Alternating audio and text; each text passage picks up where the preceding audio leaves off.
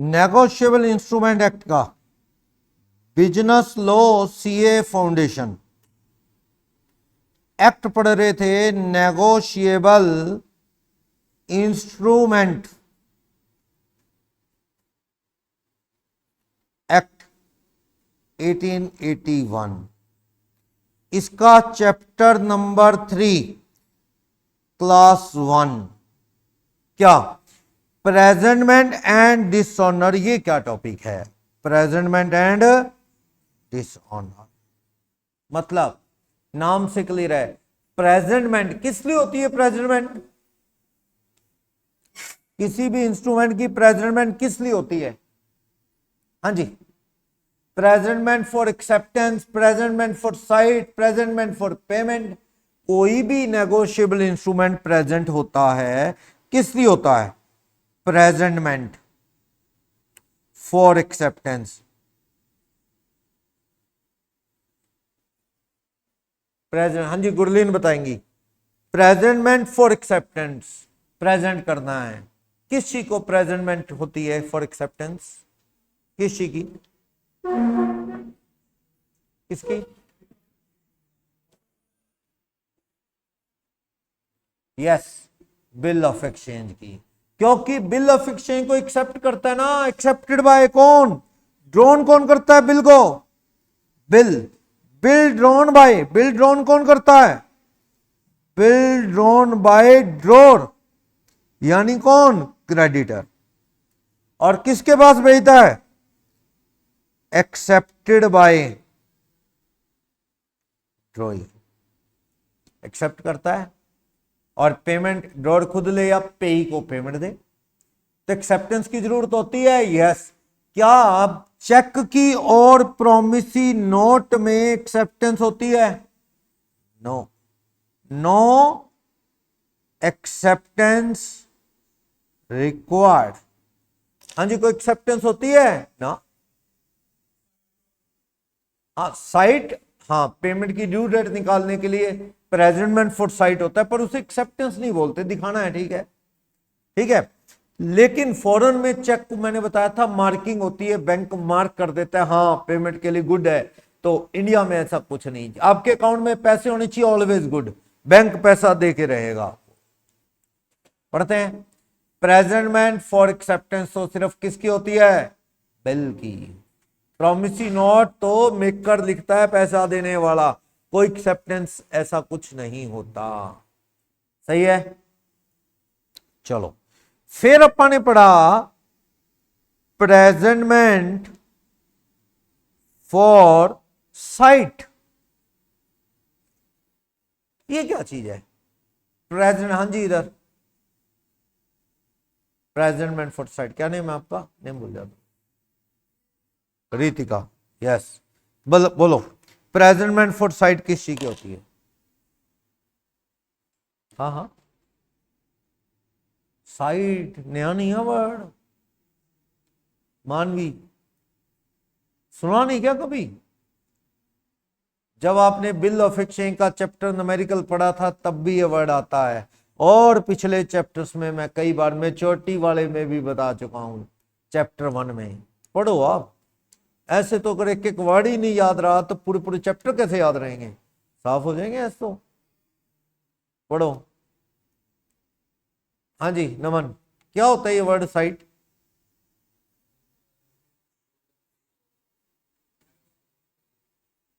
उसको show off करना, show off करना। जैसे मान लो एक बिल है, बिल लिखा प्रोमिसी नोट, मैंने लिख के वादा किया मैं मोहित को 4 लाख दे दूंगा 2 months after site, 2 months after site. तो भाई मैंने अगर मोहित को ये प्रोमिसी नोट दे दिया तो मोहित, इसकी ड्यू डेट अभी फाइनल नहीं हुई, इसकी ड्यू डेट कैसे फाइनल होगी?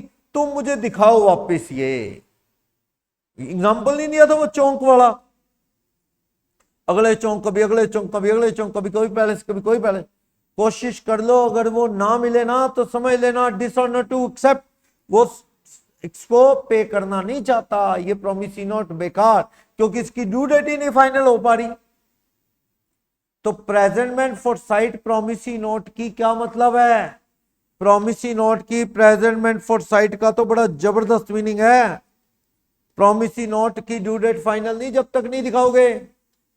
और इसकी बिल में तो क्या होता है, बिल में तो एक्सेप्टेंस की डेट से ही देखते हैं प्रेजेंटमेंट फॉर साइट, वो तो वैसे भी एक्सेप्ट होना ही था। यानी बिल में from the date of acceptance वही ड्यू डेट गिनी जाएगी। यानी ये तो वैसे ही एक्सेप्ट होना ही है जब उसने एक्सेप्ट करने के साइन मारे। लो मैंने बिल लिखा 1 जनवरी, मैंने भेजा मोहित के पास, मोहित ने 8 तारीख को उस पर साइन मारे, एक्सेप्टेड 8 जनवरी। 2 महीने आफ्टर साइट है, कहां से टाइम देखा जाएगा, 8 जनवरी से 2 महीने 3 दिन ग्रेस। समझ गए। अगर आफ्टर डेट होता तो लिखने की डेट 1 जनवरी से देखा जाता।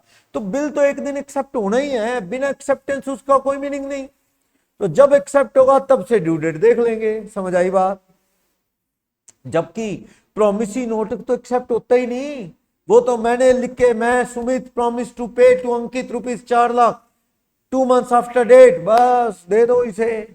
जब मैंने लिखा उससे 2 महीने बाद 3 दिन ग्रेस जोड़ के पैसा ले लेगा।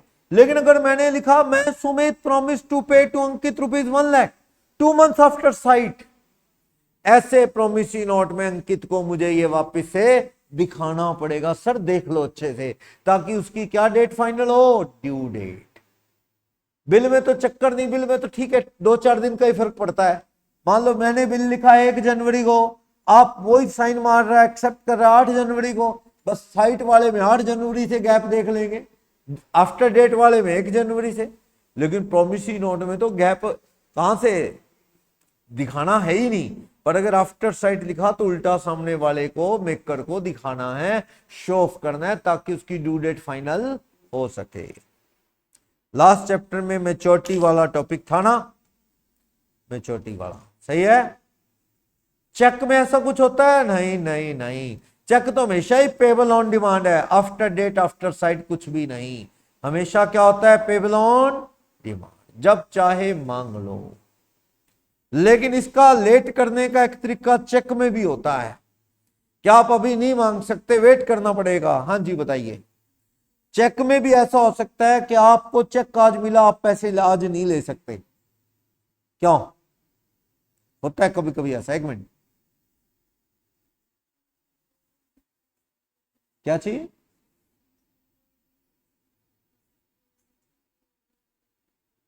नहीं छुट्टी तो चलो और बात है, अभी उस दिन बैंक बंद है, उस दिन नहीं जाएंगे, अगले दिन कोई और भी बताओ। हाँ जी इधर आयुषी, चेक आ गया मेरे पास, मुझे वीरेंद्र ने चेक दिया, मेरे हाथ में चेक आ गया, लेकिन अभी भी मैं उसकी पेमेंट आज नहीं ले सकता या बैंक में आज जमा नहीं करवा सकता, क्यों, 2 महीने बाद, क्यों, उस, हाँ चेक पे डेट ही आगे की है। अभी क्या चल रहा है, 2 सितंबर, और मैंने आपको चेक दिया जिसपे डेट ही क्या है, 15 नवंबर 25। क्या आज बैंक से ले लोगे, नहीं, वो डेट आने का वेट करो, 15 नवंबर 25 से पहले आप बैंक में जमा नहीं करवा सकते चेक। वो क्या है, पोस्ट डेटेड चेक, उसे क्या बोलते हैं, पोस्ट डेटेड चेक। जो डेट ही लेट की कोटेड है, उस डेट से पहले पैसे लेने जा नहीं सकते, ठीक है। वैसे अदरवाइज उसमें कोई टाइम या ग्रेस ऐसा कोई चक्कर नहीं। चेक में लिखा है, आई Sumit promise to pay ₹1,00,000 to Naman on presentment of the note, on presentment of the note, जिस दिन नमन प्रेजेंट करेगा मैं पैसा दे दूंगा। नमन आगे इंडोर्स कर दे तो जो प्रेजेंट करेगा उसको दे दूंगा, अंडरस्टूड है। ये क्या है, payable on demand, payable on. Gurleen बताएंगी, क्या promisee note payable on demand लिखा जा सकता है, क्या आरबीआई का सेक्शन 34 रोकता है। प्रोमिसी नोट, ध्यान से सुनो, कौन सा नोट, प्रोमिसी नोट, ऐसा लिखा जा सकता है कि आई Sumit promise to pay ₹1,00,000 to Naman of Sirsa on presentment of the note, या ऑन डिमांड लिखा जा सकता है, प्रोमिसी नोट लिखा जा सकता है। गुरलीन कह रही है, हाँ जी।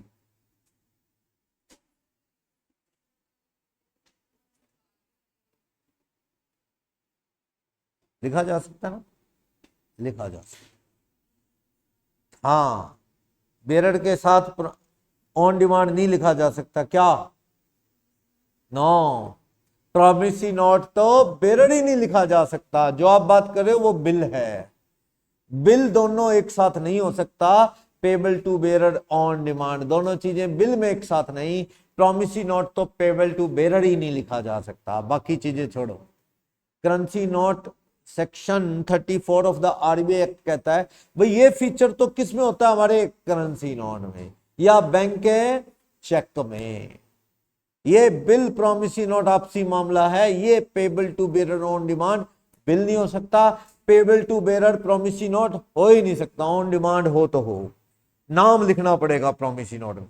मैं ये नहीं लिख के दे सकता I Sumit promise to pay bearer of the note after 2 months ना, on payable to Ram Shyam नाम होना जरूरी है। अब ये देखो चीजें आप पढ़ो, मैं तो बार बार बोल बोल के ना, अगर आप फिर नहीं जवाब दोगे तो मेरे को ऐसा फील हो जाएगा भी कोई फर्क नहीं पड़ता, यहाँ पे बच्चों को जैसा मर्जी पढ़ा दो। पढ़ाने वाले को ऐसा फील होने लग जाता है थोड़े टाइम बाद भी इनको मैं 5 बार जो चीजें बता चुका हूं वही भी नहीं आती, तो 5 बार बताने की जरूरत भी फिर क्या है?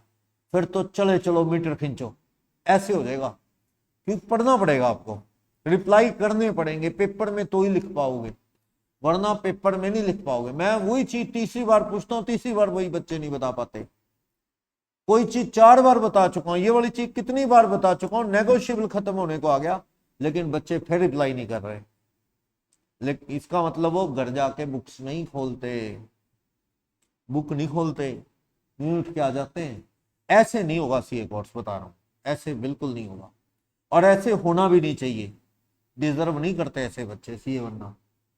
जो मेहनत करेगा वही पास होगा, तुक्के से पास नहीं होता, क्योंकि सब्जेक्टिव हो गए 2 सब्जेक्ट। पहले क्या था, सीपीटी होता था जिसमें चारों पेपर क्या थे, एमसीक्यू, चारों एमसीक्यू। उसमें ऐसा हो जाता था कई बार, एमसीक्यू में क्या है, चांस की बात है, आप कहते हैं ना लक, जैसे लिखा सारा कुछ सीधा हो गया उसका और निकल गया। लेकिन सब्जेक्टिव में तो कुछ नहीं हो सकता ना, ऐसे लिखना ही पड़ेगा वहां, सही। तो 2 पेपर उन्होंने बाद में सब्जेक्टिव इसीलिए किए क्योंकि ऐसे केस आ रहे थे कुछ एक कि फाउंडेशन बच्चा पास कर गया, लेकिन इंटर में उसके नंबर आ रहे हैं 12-12-15। अब वो 12-15 नंबर ले रहा है 100 में से, तो इसका मतलब वो बच्चा डिजर्व नहीं करता सीए करने के लिए। 12-15 वाला कभी 50% पे नहीं पहुंच सकता। पास होने के लिए 50% का क्राइटेरिया है। 400 में से 200, इंटर में 300 में से 150, फाइनल में भी 300 में से 150, 50% वाला पास होता है।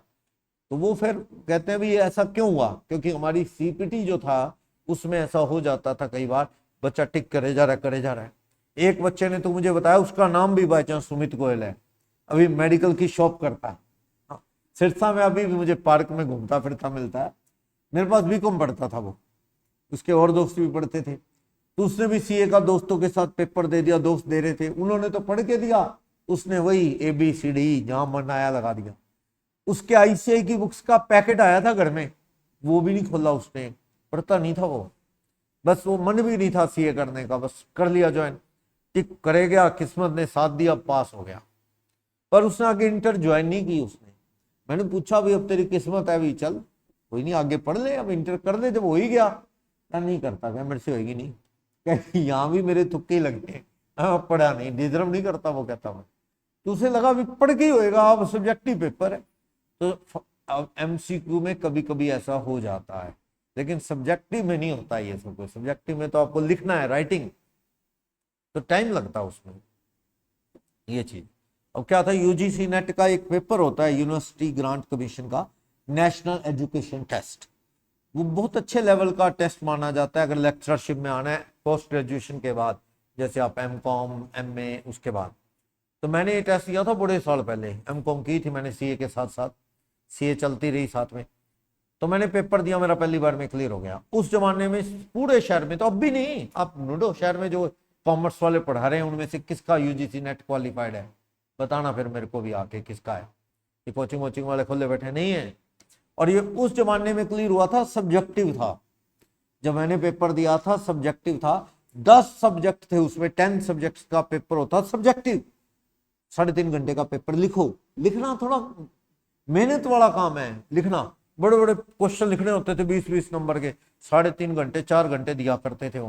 पहले हुआ मल्टीपल चॉइस, वो हो गया। सेकंड स्टेज जो होती थी सब्जेक्टिव। तो इतने कम लोग पेपर देते थे कि मुझे याद है वहां यूनिवर्सिटी में, कुरुक्षेत्र यूनिवर्सिटी में पेपर दिया था मैंने। कम्युनिटी सेंटर था, बस वो सारे हरियाणा के लोग वहीं आते थे, कुरुक्षेत्र ओनली वहीं लेते थे। एक छोटे से कम्युनिटी सेंटर में एग्जाम हो जाता था, तो बस देने वाले ही बहुत कम थे। बाद में एक टाइम आया, उन्होंने कर दिया एमसीक्यू, सारा यूजीसी नेट एमसीक्यू बेस कर दिया कि भैया एबीसीडी फॉर्म में आएगा सारा पेपर, ताकि चेक करना आसान होता है। तो सेंटर इतने बनाने पड़ गए, हिसार में भी सेंटर आ गया उसका। यूनिवर्सिटी छोड़ो, चंडीगढ़, इधर केयू, हिसार, रोहतक, अंबाला, जगह जगह सेंटर, यानी कैंडिडेट इतने बढ़ गए। वजह, लोग सोचते हैं भैया एमसीक्यू है, क्या पता किस पर साथ दे दे, एबीसीडी टिक करना है, कर लो, ट्राई कर लो। लिखने वाले में ट्राई नहीं करते बच्चे, क्योंकि उनको पता है लिखना तो, मान लो 5 पेज भरने हैं तो कुछ सोच के भरा जाएगा, पढ़ के भरा जाएगा। एमसीक्यू हुआ तो बच्चे सोचते चलो भगवान का भोग लगा के जाएंगे उस दिन, या घर से दही खा के जाएंगे तिलक लगा के, तो शायद साथ दे दे किस्मत। तो इसलिए एग्जाम सेंटर इतने हो गए। लेकिन 1-2 साल पास भी उन्होंने बहुत किए, लेकिन फिर वही टिपिकल क्वेश्चन आने लगे। अब फिर एग्जाम सेंटर घटने शुरू हो गए। मतलब सब्जेक्टिव में हमेशा क्या आपको अच्छी लेबर करके ही लिखना पड़ता है। एमसीक्यू में थोड़ा चल जाता है भाई, ठीक है ऊपर ऊपर से पढ़ा, टिक करना फिर भी कंपैरेटिवली आसान होता है। जैसे आपको पेपर कुछ क्वेश्चंस लगे हैं लॉ में, अकाउंट में एमसीक्यू लगे होते हैं ना, थोड़ा फिर भी मजा आता है, आसान होता है भी, ठीक है सोल्व किया, 4 में से टिक करना है, ढूंढ लेता है बंदा कैसे ना कैसे। सब्जेक्टिव लिखने में लेबर ज्यादा होती है। चलो, इसलिए ये दोनों पेपर सब्जेक्टिव किए गए। चलो, प्रेजेंटमेंट फॉर साइट किसकी होती है? बिल की भी और प्रोमिसी नोट। बिल की तो एक्सेप्टेंस ही क्या है, वही साइट है, दिखाना ही है वो, तो उसके साइन कराने हैं। लेकिन मेन रोल किस में है? ये प्रोमिसी नोट में, वरना उसको दिखाना जरूरी नहीं होता, लिखा है तो दिखाना पड़ेगा, ड्यू डेट फाइनल हो। और एक और प्रेजेंटमेंट देखो, प्रेजेंटमेंट फॉर पेमेंट, ये तो सबसे जरूरी चीज है। बिल या प्रोमिसी नोट किस लिए संभाले आपने? चेक पेमेंट लेने के लिए संभाले हैं। आखिर तो एक दिन इनको किस लिए पेश करोगे सामने वाले को? पेमेंट लेने के लिए। मैंने प्रोमिसी नोट लिख के वादा किया, नमन मैं तुम्हें पैसे दे दूंगा, तो नमन को क्यों प्रेजेंट करूंगा? ये करेगा नमन मुझे प्रेजेंट, एक ना एक दिन ड्यू डेट पे पैसे लेगा, या ये लेगा या आगे आगे चला देगा, तो कौन लेगा? होल्डर, यानी एंडोर्सी, लास्ट होल्डर कह लो, या लास्ट एंडोर्सी पैसे लेने आएगा। बेरर है तो जो आएगा उसको देने पड़ेंगे, फिर तो नाम किसी की जरूरत ही नहीं ना, बेरर है तो। ओके, वैसे प्रोमिसी नोट तो बेरर नहीं होता, लेकिन बिल या चेक तो होते हैं। लेकिन चेक के केस में क्या है, कहां जाना पड़ेगा? चेक के केस में बैंक में, क्योंकि चेक किसको ऑर्डर है? बैंक ऑर्डर है, बैंक में ही मिलेंगे पैसे। लेकिन प्रोमिसी नोट और बिल ऑफ एक्सचेंज के लिए किसके पास जाना है? मेन पार्टी ड्रॉई या मेकर ऑफ द नोट, उनके पास पैसे लेने आपको जाना है। दे तो ठीक, ना दे तो किसके पास जाओ सबूत इकट्ठे करने के लिए? नोटरी। नोटरी जो सीनियर वकील ये बैठे हैं, मैंने आपको बताया था, उसको कहो भाई साहब आप वेरीफाई कर दो कि ये बाउंस हो गया है पेमेंट के लिए। वो कहता है ऐसे नहीं, मैं खुद मांगने जाऊंगा पैसे। अगर सामने वाले मेकर ऑफ द नोट या ड्रॉई ऑफ द बिल ने पैसे ना दिए, तब मैं लिखूंगा इस पे कि इट हैज बीन डिसऑनर, तब लिखूंगा, वरना बोलो सही है। वो चार्जेस लेता है 100, 50, 150, किताबों में तो 20-20 रुपए लिखे हैं। आज के जमाने में 20 रुपए की वैल्यू भी क्या है? बुक्स में वैसे लिखा 150, 200 रुपए कुछ लेगा, जाएगा, टाइम भी खराब होगा, आगे से 2-4 गालियां भी सुन के आएगा, शायद सामने वाला उसको गाली दे रहा होगा, तू लेके दिखा दे आया पैसे लेने, ऐसी है। तो क्यों कोई क्यों टेंशन लेगा? 100, 200, 150, 250, 500 लेगा। जब आप रजिस्ट्री करवाते हो ना किसी भी, ये रजिस्ट्रियां लिखते हैं बंदे, फिर आपको जाना पड़ता है तहसील ऑफिस में, ई दिशा में। वहां पे जिसने खरीदा, जिसने बेचा, उनके साइन होते हैं, फोटो होती है। तो वहां एक गवाह की जरूरत होती है, विटनेस, जो कहे मैं जानता हूं, मैंने खरीदा, तो मुझे भी वहां क्या लेके जाना है? एक विटनेस जो कहे कि हाँ मैं सुमित को जानता हूं, यही सुमित गोयल है, ऐसे। ठीक है, पर होता क्या है, मैं कौन लेके जाऊं, किसके पास टाइम है मेरे लिए। अगला कहता तू तेरी रजिस्ट्री हो रही है, मेरा टाइम बर्बाद। वैसे तो कोई बात नहीं, मैं जान पहचान वाला कोई ले जाऊंगा यार दोस्त, पर जरूरत नहीं। वहां पे बंदे खड़े होते हैं स्पेशल, वो लोकल शहर के लोग होते हैं, वो ज्यादातर हर एक को कह देते हैं मैं जानता हूँ, साइन मारते 100 रुपये 150 रुपये वो ले लेते, जानते ना भी हो तो भी साइन मार देते। क्या है इसमें, फॉर्मेलिटी है। वो साइन करने की ले लेते वैसे कि हाँ जानता हूं इसको, वैसे करने नहीं चाहिए। साइन क्यों लिया विटनेस में, जानता हूं, कल को कोई फ्रॉड हो जाए तो पुलिस उठाएगी इसको कि ये जानता था उसको, ये चीज है। पर छोटा शहर है ना, यहाँ पे लोग क्या पूछते हैं, हाँ जी बेटा आप कहाँ से आए हो, बुजुर्ग है वो जो विटनेस है, आपने बताया किन के परिवार से हो, 2-4 बातें, बस ठीक है, कहता ओके सही है, कर देते हैं। लोग कहते हैं कौन किसी दोस्त को लेके जाऊंगा, उसके 3 घंटे 4 घंटे खराब होंगे वहां 100-200 रुपए दो, विटनेस साइन मार देता है। चलो, तो प्रेजेंटमेंट तो मेन चीज है पेमेंट वाली, पैसा लेना ही तो एम है इन सब चीजों का। ड्यू डेट पे बिल को प्रेजेंट किया जाएगा किसके पास, ड्रॉई के पास पेमेंट के लिए, और प्रॉमिसरी नोट को मेकर के पास, चेक को बैंक के पास, बैंक ही देता है, ऑर्डर टू बैंक होता है ऑलवेज चेक, ठीक है।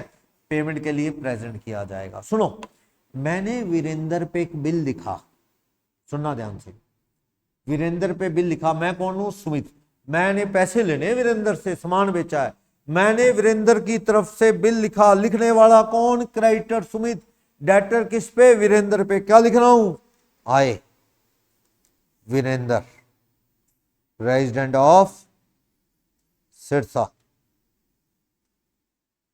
Agree to pay to Sumit ₹1 lakh after 2 months।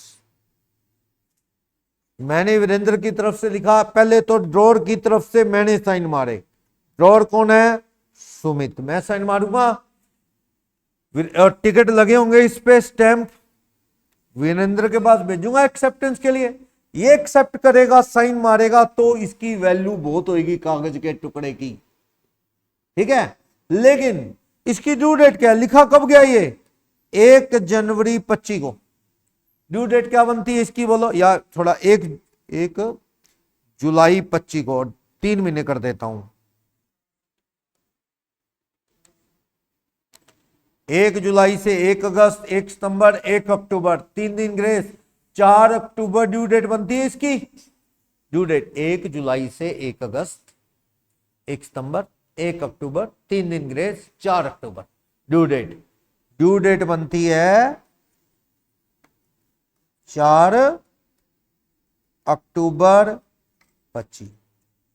अब इसने कब एक्सेप्ट किया उससे फर्क पड़ता है कोई।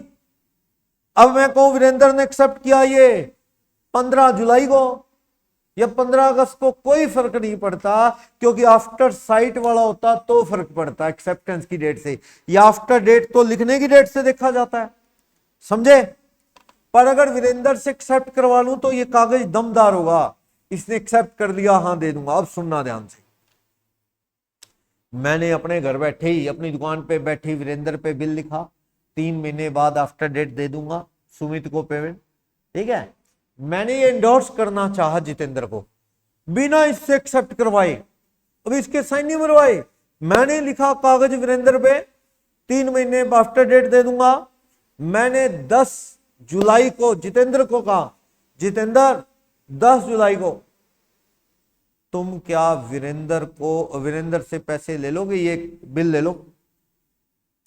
जितेंद्र बिल देखता है, सर ये क्या मजाक है। मैंने कहा क्यों, कहता it has not been accepted by Virendra.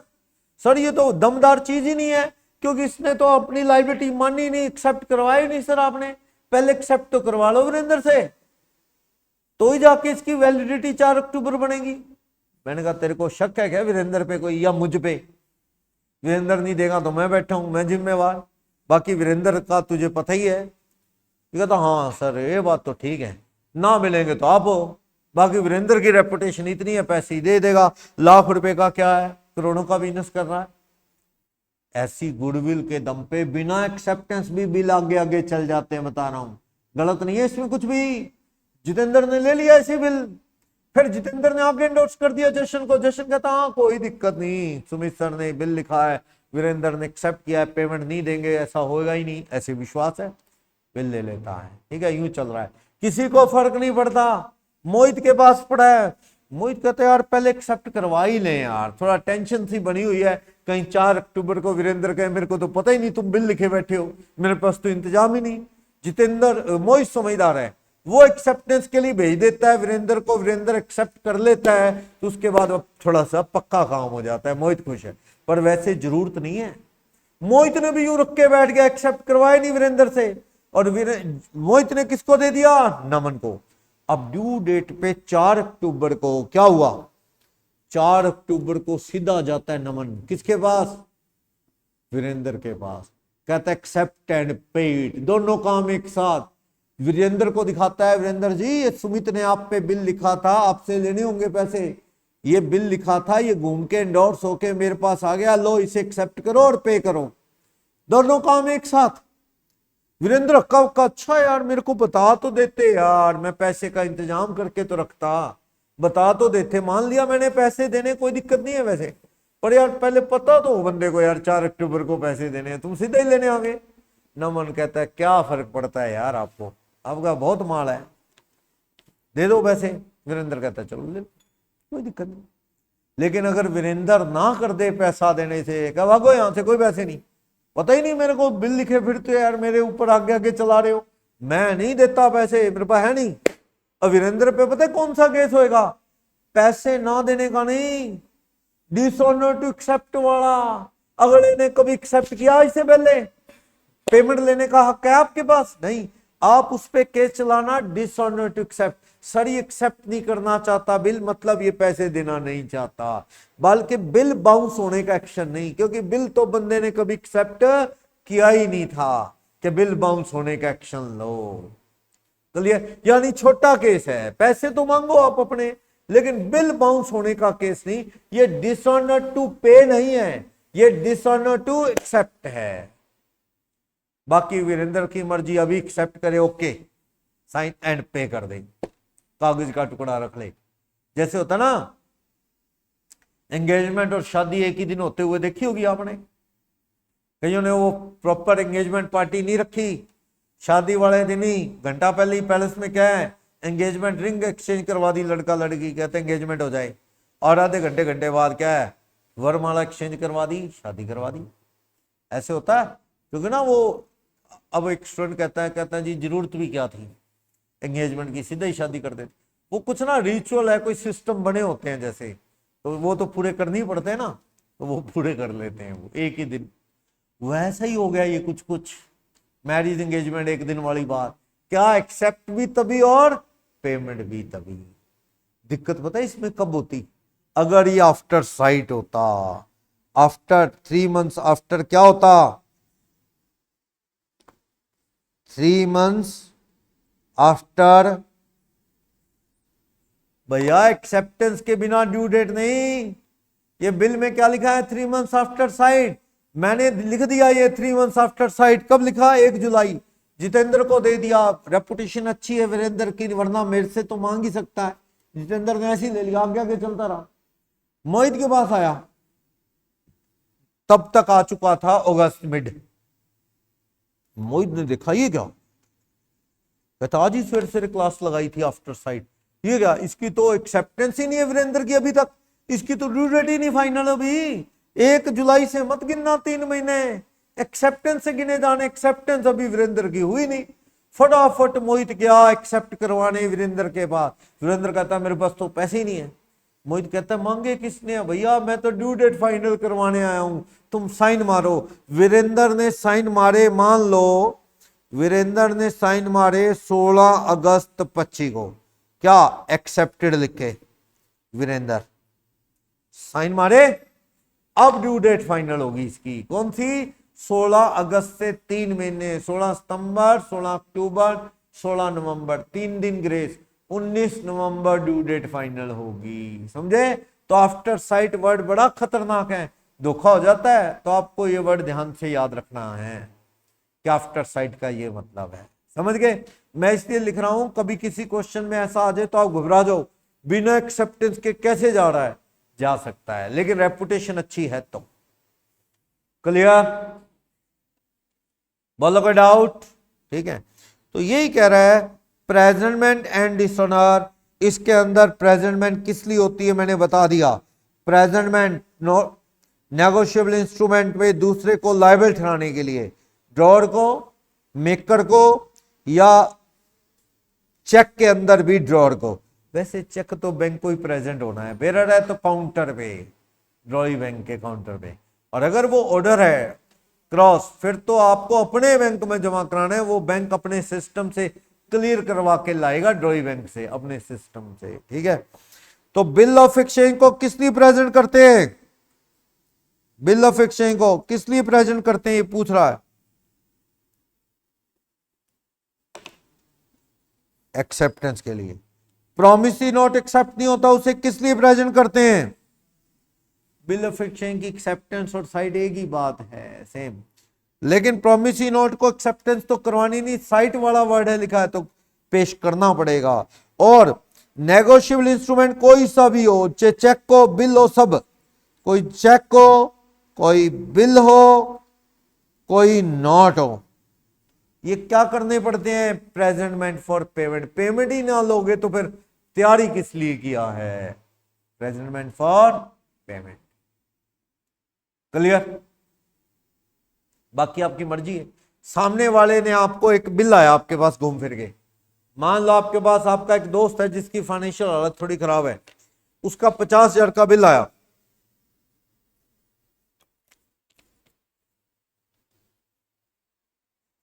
जशन के पास घूम फिर के इसका दोस्त है मान लो टीनू, टीनू का एक्सेप्टेड बिल जशन के पास आया घूम फिर के। जशन ने देखा, अच्छा आए टीनू प्रॉमिस टू पे, देखा कि टीनू से पैसे मांगने हैं। और अगर आप अपने दोस्त की हेल्प करना चाहते हैं टीनू की, क्या करो? बिल को फाड़ के डस्टबिन में फेंक दो, बिल ही खत्म। टीनू के पास कोई जाएगा ही नहीं पैसे लेने। समझ गए मदद का तरीका? टीनू ने बिल एक्सेप्ट किया है, अगर ये बिल खुद जाए तो ले सकता है वैसे, या किसी को एंडोर्स करेगा तो कोई और जाएगा पैसे लेने, लेने तो जाएगा ना। अगर जशन को लगता है यार मैं जाऊंगा ना दोस्त से पैसे मांगता, थोड़ा अजीब हो जाएगा, उसकी फाइनेंशियल वैसे खराब है, औखा हो जाएगा पैसा देना। ये क्या करता है? मोहित को एंडोर्स कर देता है। मोहित का तो दोस्त नहीं है, मोहित को बिल एंडोर्स कर देता है, मोहित लेने जाएगा। लेकिन अगर उस दोस्त की मदद ही करनी है तो फाड़ के फेंक दो वो बिल, उससे क्या है? कोई नहीं जा सकता पैसे लेने, बिल ही नहीं है, दिखा के क्या लोगे? क्लियर? एक धार्मिक संस्था है जहां पे खाना वाना लेना है, कोई ब्रेड लेना है, कुछ लेना है, तो वो टोकन देते हैं, टोकन, कूपन वगैरह, 100 के, 200 के, 500 के, आपने ले लिए, सामान उसी पे मिलेगा। बाद में आपने देखा 200 के टोकन बच गए आपके पास, 300 का सामान खा पी लिया, कोटा पूरा हो गया, आपने सोचा दान देना था, फाड़ के वो कूपन फेंक दो डस्टबिन में। मतलब आप उससे सामान नहीं ले रहे, और कूपन किसी को दोगे तो वो लेगा सामान। अगर आप उस संस्था को दान देना चाहते हैं तो एक ही तरीका है, कूपन फाड़ के डस्टबिन में। कूपन ही नहीं बचे तो कोई उसके अगेंस्ट सामान ले नहीं पाएगा, और संस्था के पास 200 रुपए रह गए। समझे? बिल्कुल ऐसा ही किस में हो सकता है? नेगोशिएबल में भी। क्लियर है? दोस्त से लेने क्लियर हो गए, बस लेने गए नहीं आप। समझ गए? तो अब ये डिटेल में समझा रहा है, सारी बातें मैं बता चुका हूं। सेक्शन 61 प्रेजेंटमेंट फॉर एक्सेप्टेंस किसकी होती है? बिल की। बिल की एक्सेप्टेंस के लिए तो प्रेजेंट क्या होता है? बिल। और एक्सेप्ट आफ्टर साइड लिखा है तो एक्सेप्टेंस की डेट से ड्यू डेट गिनेंगे, आफ्टर डेट लिखा है तो बिल लिखने की डेट से देखेंगे। तो बता रहा है जो बिल होता है ना, वो एक्सेप्टेंस के लिए कहां प्रेजेंट किया जाता है? ड्रॉई के पास। राइटिंग में कंसेंट ली जाती है। ठीक है? बिल के ऊपर वो एक्सेप्टेड वर्ड लिख के साइन करके आपको या आपके बंदे को पकड़ा देता है। आप खुद ड्यू डेट तक रखो, पैसे लेने चले जाओ, या किसी और को दे दो, पेई वो ले लेगा, या एंडोर्सी वो ले लेगा। एक्सेप्टेंस लिख के साइन मार देता है। क्लियर? अगर delivery after acceptance to holder must be required for validity of bill, otherwise acceptance will have no effect। सुनो, मैंने मोहित पे एक बिल लिखा, मोहित पे बिल लिखा, मोहित को कहा, मैंने कहा मोहित भाई मैंने बिल लिखा है तेरी तरफ से पेमेंट के लिए 2 लाख, इसे एक्सेप्ट कर ले। मोहित ने मेरे बंदे के सामने उस पर क्या लिखा, एक्सेप्टेड, साइन मारे मोहित के। मेरे बंदे को कहता ले कर लिया एक्सेप्ट, बंदा कहता लाओ, कहता देता नहीं मैं, बिल अपने पास ही रख के बैठ गया। उसका कोई मीनिंग है भैया? वो डॉक्यूमेंट तो लीगल तो ही वैलिड है जब तू एक्सेप्टेंस वाले साइन मार के क्या कर दे, वापिस। कहता तूने एक्सेप्ट करने को बोला था, मैंने कर लिया एक्सेप्ट। कहते बिल देने को थोड़ी बोला। गलत बात। ये क्या है, आपको वापस करना चाहिए। इसको वापस ना करना मतलब नॉट एक्सेप्टेड है, ये डिसऑनर ही तो है, डिसऑनर टू एक्सेप्ट ही है। अगर वो बिल एक्सेप्ट करके वापस ना पकड़ाए, ये तो नो एक्सेप्टेंस ही है। क्लियर ना? अंग्रेजों के टाइम में क्या था, मोतीलाल नेहरू का आपने नाम सुना होगा, जवाहरलाल नेहरू के फादर साहब थे, बड़े फेमस वकील थे अंग्रेजों के टाइम। किसी को अंग्रेजों ने फांसी सुना दी, हाँ जी, किसी इंडिया के बंदे को टू बी हैंग, कोई फ्रीडम फाइटर होगा। तो मोतीलाल नेहरू वहां पहुंच के जब फांसी होनी थी उसको, उन्होंने गोले में पट्टा डाल दिया, रस्सी लगा दी। मोतीलाल नेहरू जी कहते इसको खोलो भाई। वो कहते क्यों? कहता आपने इनको फांसी लगाने को बोला है तो लगा तो दी, लगा दी, अब खोलो। इसको झूले देने जरूरी है क्या अब? यानी ये कहां लिखा है कि इसको कितनी देर झुलाना है? हाँ, उसके बाद आया ना वर्ड, ये उसके बाद आया। उन्होंने एक बंदा तो बचा लिया। ऐसे वही इसको फांसी लगाने को बोला, लगा दी, अब कितनी देर लटकाए रखना है ये तो बोला ही नहीं जज ने, तो इसको खोल दो, बस काम पूरा हो गया। फिर उसके बाद जुडिशरी के अंदर ये रूल आया कि to be hanged till death. तब उन्होंने लिखना शुरू किया टिल डेथ। पहले टिल डेथ वर्ड नहीं था, लगा दिया, एक झूला दे दिया उसको, ठीक है। वो गर्दन होती है ना, उस नेक की बॉन्ड टूटती है, फिर बंदा मरता है, तो उसके लिए टाइम लगता है, वो लटका रहेगा कितनी देर, फिर मरेगा। तो उन्होंने कहा भाई अब वो तो नहीं लिखा आपने कितनी देर। फिर उसके बाद रूल आया टिल डेथ। अब वो जजमेंट में ये लिखने लगे to be hang till death, तब तक लटकाए रखो जब तक मर ना जाए, ऐसे, ठीक है। अब तो जज क्या करता है, किसी की सजा सुनाता है ना, to be hang till death, pen की निब तोड़ देता है कि बड़ा नालायक पेन है ये जो किसी की मौत का फरमान जारी कर रहा है, बदकिस्मत। मारना किसी को अच्छी चीज तो नहीं है, कई कंट्री ने तो बंदी कर दी फांसी। क्या भैया मार ही दिया बंदे को, क्या पछतावा है, आपने उसे मार दिया, वो तो खत्म होगी कहानी, उसको क्या पता मैंने क्या क्राइम किया। तो कुछ कंट्री ने तो कैपिटल पनिशमेंट बंदी कर दी, यानी मौत की सजा, लेकिन अपने तो खैर होती है। तो वो अंग्रेजों के टाइम से ये रूल जो है इस तरह के बने हैं। चलो, तो एक्सेप्ट करके रखने का कोई मतलब नहीं, एक्सेप्ट करके वापस डिलीवर बैक करोगे तो ही मीनिंग है, वरना उसका कोई मीनिंग नहीं है, ठीक। ओके, द्रोही तब तक पेमेंट के लिए जिम्मेवार नहीं होता बिल के लिए जब तक वो एक्सेप्ट ना कर ले। मैंने बताया ना, मैंने बिल लिख के वीरेंद्र पे चला दिया आगे आगे, वीरेंद्र ने अभी एक्सेप्ट नहीं किया, तो बिल कल को बाउंस होने का एक्शन हो सकता है वीरेंद्र पे? नहीं। हाँ, वीरेंद्र ने पैसे देने सुमित को, सुमित पैसा मांगने का केस कर सकता है, तुम लोग कुछ नहीं कर सकते। क्यों? वीरेंद्र ने तो एक्सेप्ट किया ही नहीं बिल। हाँ, डिसऑनर टू एक्सेप्ट है, मतलब पैसे देने से इनकार है। आपको जी मैंने पैसे लेने, मांगो, मैं मांगूंगा, ये थोड़ी मांगेंगे, इन्होंने लेने आपसे पैसे नहीं। ये बिल जो है आपने एक्सेप्ट नहीं किया, वो कागज है, कागज, जब तक एक्सेप्ट ना हो जाए। इसलिए आपको कोई बिल देगा तो आप एक्सेप्टेड वाला बिल लेंगे। मुझे कोई बिल देगा ना बिना एक्सेप्टेंस के, मैं ले जाओ वापिस। जब जिस पे बिल लिखा उसने एक्सेप्ट ही नहीं किया, कल को पैसे बाय लो तो केस करके ले ही नहीं सकते। सुनो, अगर ये वीरेंद्र पैसे ना दे, एक्सेप्ट ही नहीं हुआ, तो नमन या मोहित, ये जितेंद्र केस कर सकते हैं इस पे, वीरेंद्र पे नहीं। मैं कर सकता हूं, बिल बाउंस होने का नहीं, पैसा जो लेना है उसका।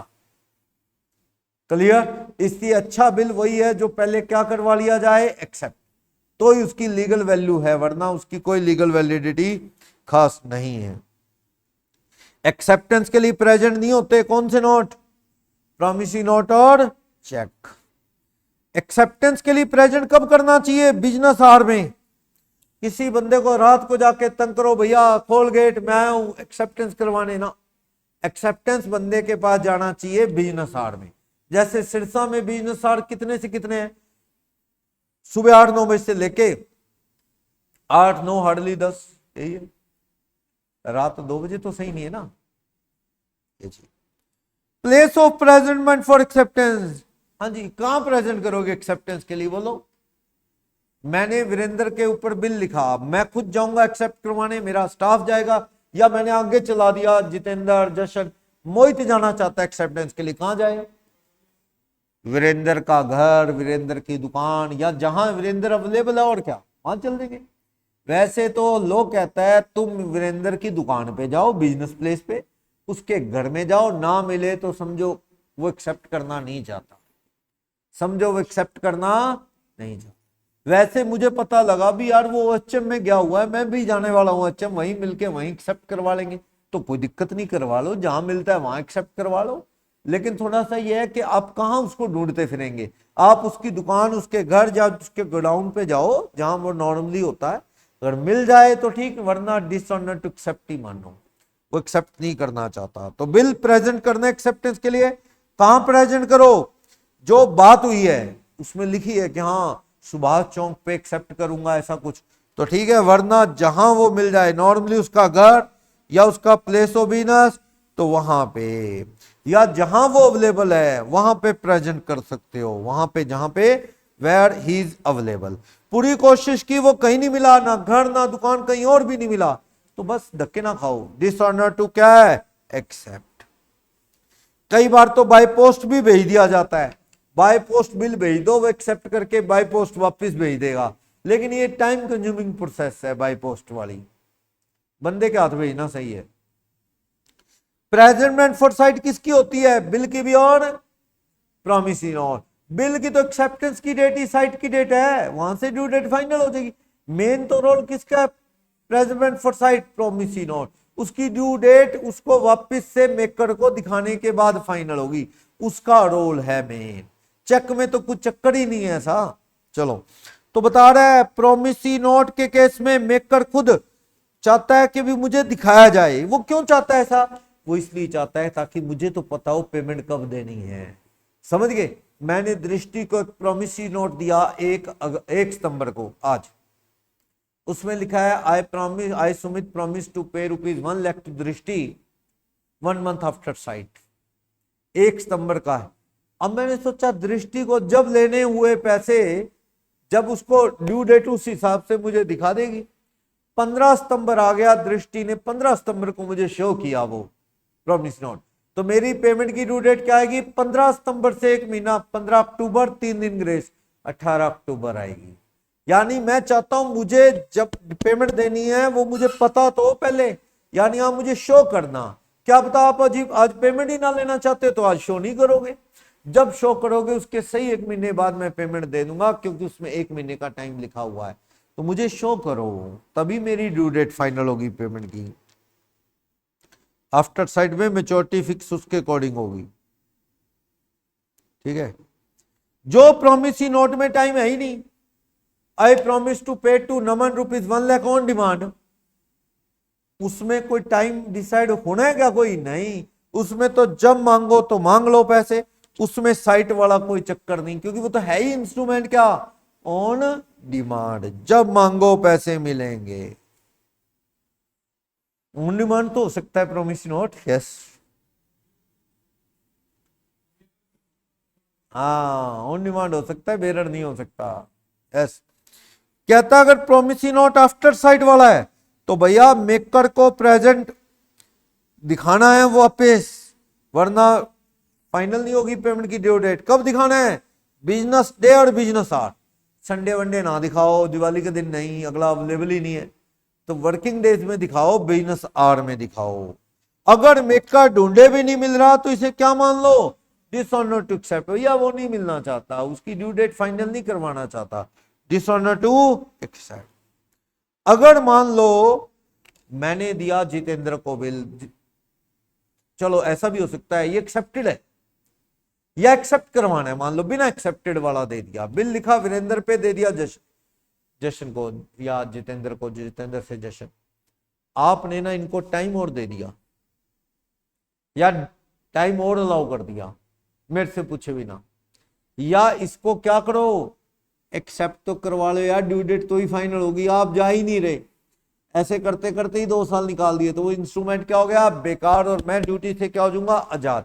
गलती आपकी, आपने प्रेजेंट ही क्यों नहीं किया, पहले तो उसे शो करना था ताकि ड्यू डेट फाइनल हो, फिर पेमेंट लेने जाना था, आपने कुछ नहीं किया। तो इसका मतलब मैं जिम्मेवार नहीं हूं, गलती आपकी है, आपको जाना चाहिए था। ये पेमेंट मांगेंगे आपसे, एक्सेप्ट तो करवाते, मैंने कहा था एक्सेप्ट करवाओ, फिर मांगते, गए नहीं, ना करते आप एक्सेप्ट तो मुझे कहते। 2 साल हो गए एक्सेप्ट करवाने नहीं गए, तो बोलो किसकी गलती है, इनको करना चाहिए था ना पेश एक्सेप्टेंस के लिए।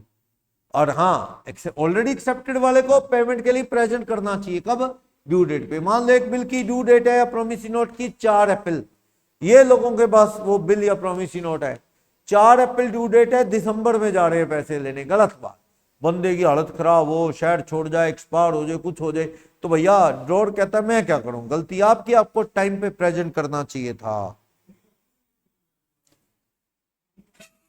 रिन्यू का मतलब तो होता है बाउंस हो गया पहले पूरा, उसके बदले में नया आएगा, निकल जाए तो रिक्वेस्ट ही कर सकते हो, मिल जाएगा नया। रिक्वेस्ट जैसे चेक टाइम बाद होने पे नया मिल जाता है ड्रॉर से, कोई दिक्कत नहीं है, पर रिक्वेस्ट तो करनी पड़ेगी ना आपको फालतू में, ये चीज।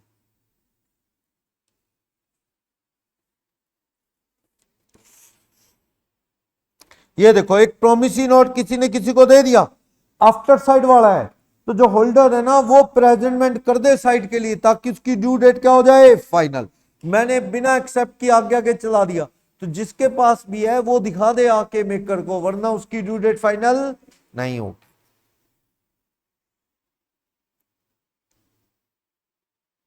ये देखो आफ्टर साइट वाला है, तो भैया जल्दी करो, जिसके पास भी ऐसा प्रोमिसरी नोट है वो सामने वाले को शो ऑफ कर दे, एक्सेप्ट करवा ले, वरना उसकी ड्यू डेट फाइनल नहीं होगी।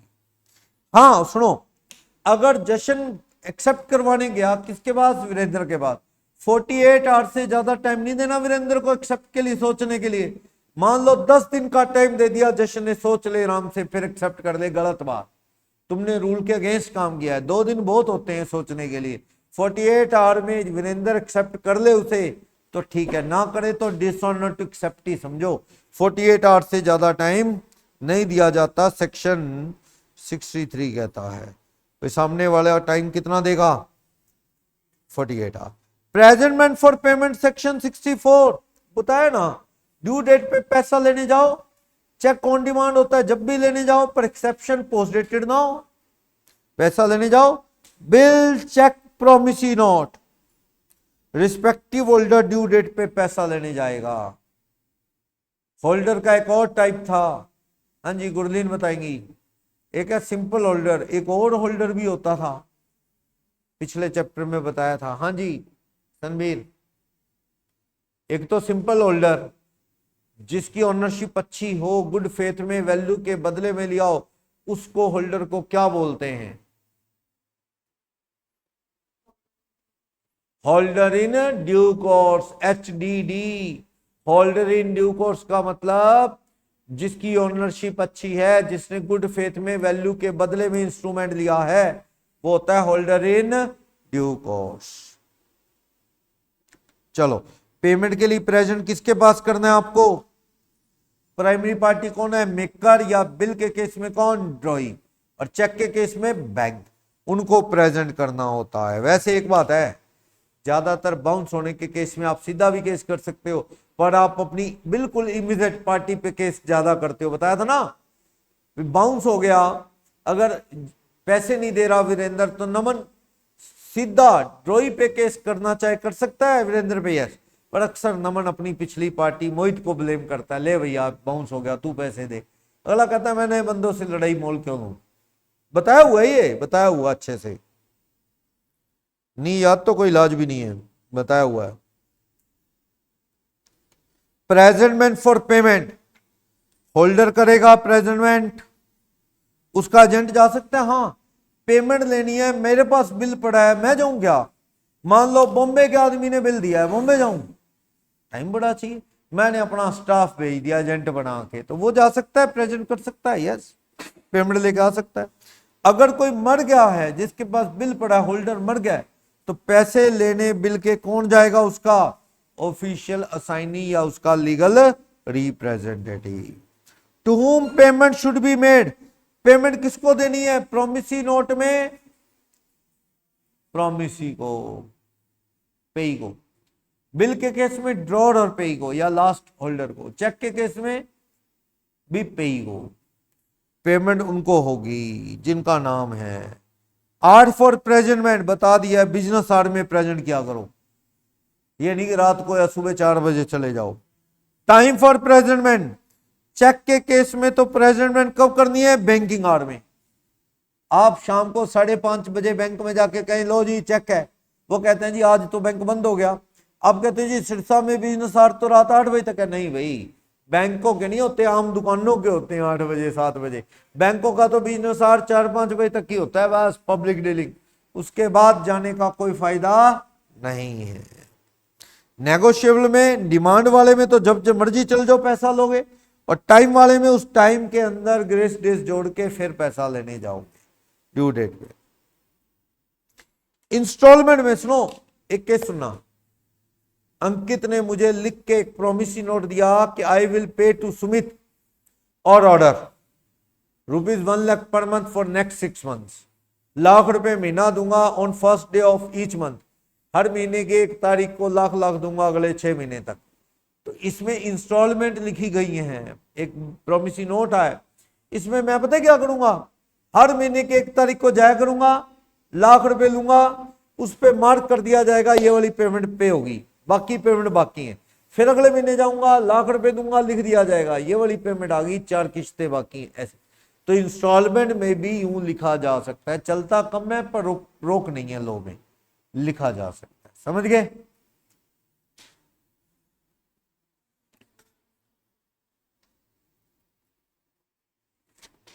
कई बार पहले से डिसाइड है कि पेमेंट कहां होगी, जैसे फॉरेन वाले में payable eight Chennai, payable eight Chandigarh, तो वहीं पेमेंट होगी। कोई अलग जगह पे जिद करना गलत है भाई। प्लेस फाइनल कर लिया भाई, वहां पे प्रेजेंट होगा ये पेमेंट के लिए, तो वहीं प्रेजेंट होना चाहिए। या प्लेस प्रेजेंट हो गया, फाइनल है तो वहीं प्रेजेंट करना चाहिए। और अगर कोई डेट, वो डेट कह रहा हूं, प्लेस फाइनल नहीं है, तो ड्रॉई जहां रहता है या मेकर जहां रहता है, उसकी घर, उसकी दुकान या जहां वो अवेलेबल है, वहां पेमेंट के लिए प्रेजेंट कर दो। जहां अवेलेबल है नहीं देगा तो डिसऑनर का केस करेंगे। जहां प्रेजेंट है वहीं प्रेजेंट कर दो बस।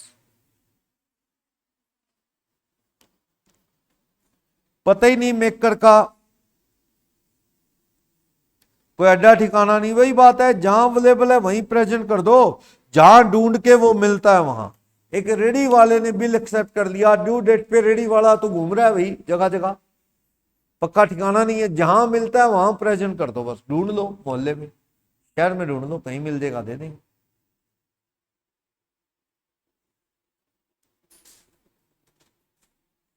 चेक को प्रेजेंट करोगे बैंक में तो ही पैसे लेने के हकदार हो। मान लो क्रॉस चेक है, बैंक में जमा तो कराओ, जमा कराने पे ही पैसे मांग पाओगे। बैंक में जमा ही नहीं कराओगे तो पैसे मांग पाओगे नहीं। तो घर रखने से क्या होगा? वीरेंद्र ने मुझे चेक दे दिया, मैं घर रख के बैठ गया, घर रख के बैठ गया, उसका क्या होगा? जमा कराओ ना, तो भी वैल्यू है उसकी। सही है?